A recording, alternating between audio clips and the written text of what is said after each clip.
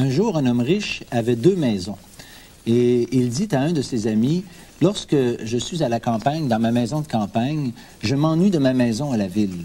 Lorsque je suis à la ville, je m'ennuie de ma maison à la campagne. » Ce jeune homme est semblable un peu à celui dont on vient de parler dans l'Évangile. Parce que, en fait, le problème, c'est que ce jeune homme de l'Évangile est reparti aussi insatisfait qu'il était venu lorsqu'il a rencontré le Seigneur Jésus, parce qu'il n'a pas été capable de prendre une décision positive face à l'invitation que le Seigneur Jésus lui donnait. Parce que le vrai pardon donne une vraie satisfaction, mais encore faut-il recevoir ce que le Seigneur Jésus veut nous offrir. Voici les paroles que le Christ a dites concernant une femme qui vivait dans le péché. Et lorsqu'on parle d'une femme qui vivait dans le péché, probablement elle était même une femme prostituée, sans que le texte nous le précise. Mais cette femme avait besoin d'être pardonnée. Et voici ce qui a été dit d'elle. Ses nombreux péchés ont été pardonnés. La Bible dit ailleurs, le sang de Jésus, son Fils, nous purifie de tout péché.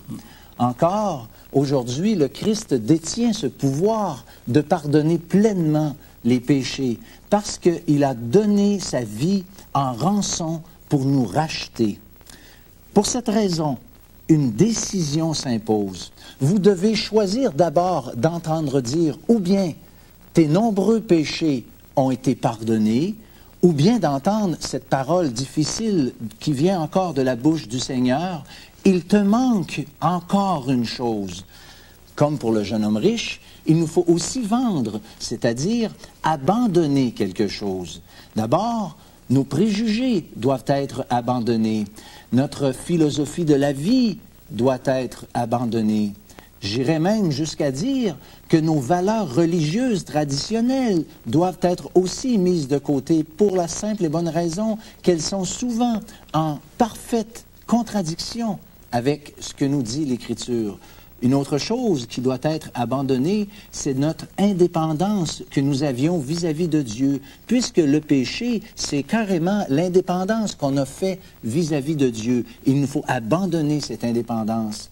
Il y a aussi notre péché qui nous sépare de Dieu. Et peut-être y a-t-il dans votre vie un péché en particulier, comme ce jeune homme riche qui était accroché à ses richesses et qui l'ont empêché de venir à lui.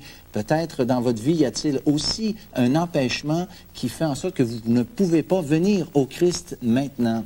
Écoutez cette parole que le Seigneur Jésus a dite. « Viens et suis-moi », lui fut-il proposé.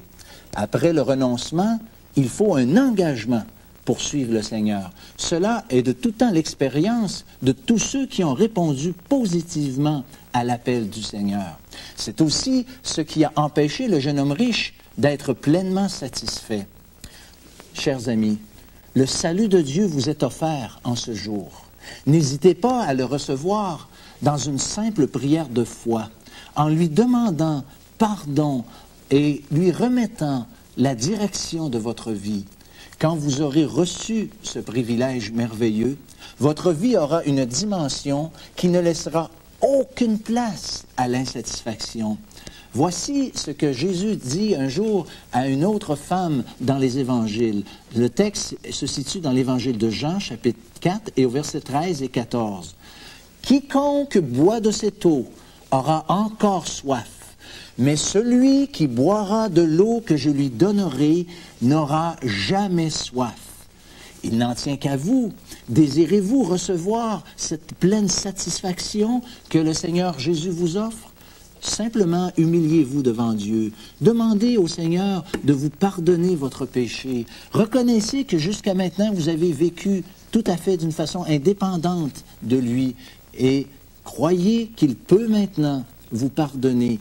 Et je vous le dis, chers amis, avec le pardon, une pleine satisfaction, une paix intérieure que jamais vous ne voudrez vous débarrasser parce que vous aurez connu ce qu'est le pardon et la grâce de Dieu. Faites-le maintenant.